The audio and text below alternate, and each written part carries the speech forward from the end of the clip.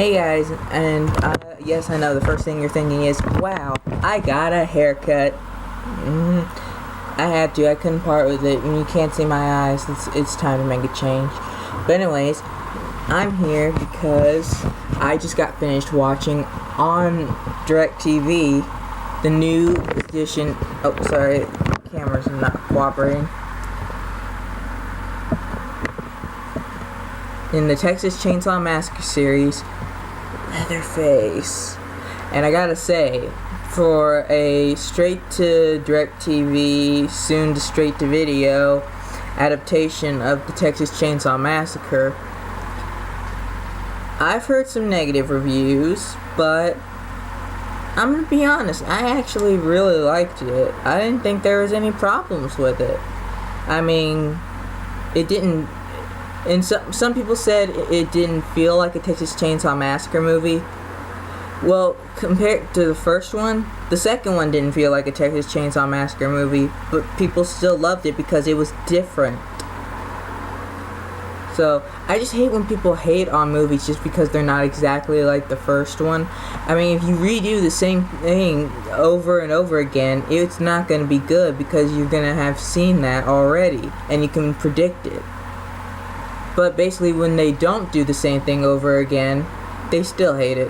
I don't know how Hollywood wins with these fanboys. But anyways, the plot is that a young Jedediah Sawyer receives a chainsaw for his birthday, as you see on the trailer. And they try to teach him, outsiders are bad. They're always going to lie to you. They're going to manipulate you. Their main goal is to break our family apart. Yeah, the Sawyers are whack jobs. But I wish you would have explained why the Sawyers were whack jobs, why they're eating people, why they're killing people.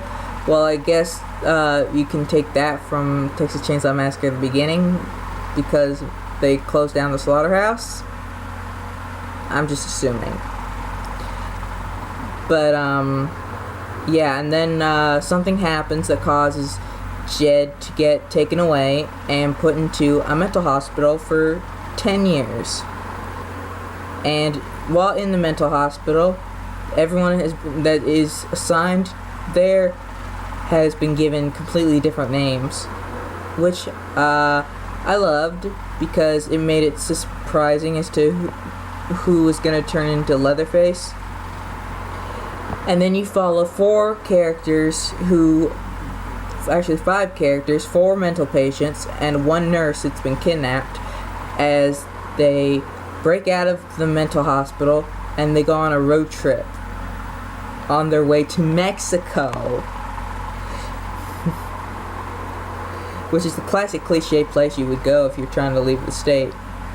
If you're trying to leave the U.S., of course they're all like, go to Mexico. Why don't anybody go to Canada when they run away from the United States? Actually, you know what? Swine flu and everything up there, it's probably a lot safer to go to Mexico. At least there you die of just like herpes or AIDS or drinking the water. But anyways, back to what I was saying. Okay, so they go on the road trip, and oh my god, I don't know how to talk about this movie without spoiling it. There's this one scene where the 2 craziest members of the gang just go apeshit crazy, kill a whole bunch of people, and then blow somebody's head off. Just in one scene. And it was amazing. The one thing that annoyed me was that there were so many times where the nurse tried to escape, and you think she would have gotten into her head. Come on, these people are watching you 24/7. Every time you try to run, they're catching you, so why are you trying to escape so many times? I mean, it's kind of getting annoying. I wish they would add less scenes of that. Maybe maybe just have them towards the end, and in the beginning just have her like being held captive more. I don't know, it's just my suggestion. But towards the end, all the members of the asylum that broke out are killed off except for one, and that member becomes Leatherface. I don't know. I'm not gonna say anything about who becomes Leatherface because I want it to be a surprise. I'll put up a spoiler review if you want a spoiler review.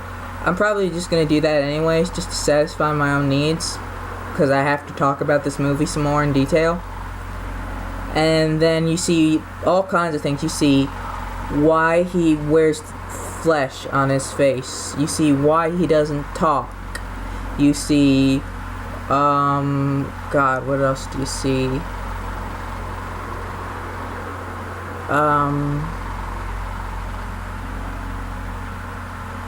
I don't know, but, you see why he's so angry and why he's so psychotic and why he chooses to kill people, even though in this asylum they're putting him in a well-supported environment. I don't know if that's the right word. Like, there's a chick that's been in this asylum for probably her whole life, and she shoved a mouse in somebody's mouth. Spoiler alert, I won't do it anymore. But yeah, I give it a 4 out of 5. It was really good. Alright, that's my review of Leatherface 2017. And if you like this review, make sure to give it a thumbs up and subscribe.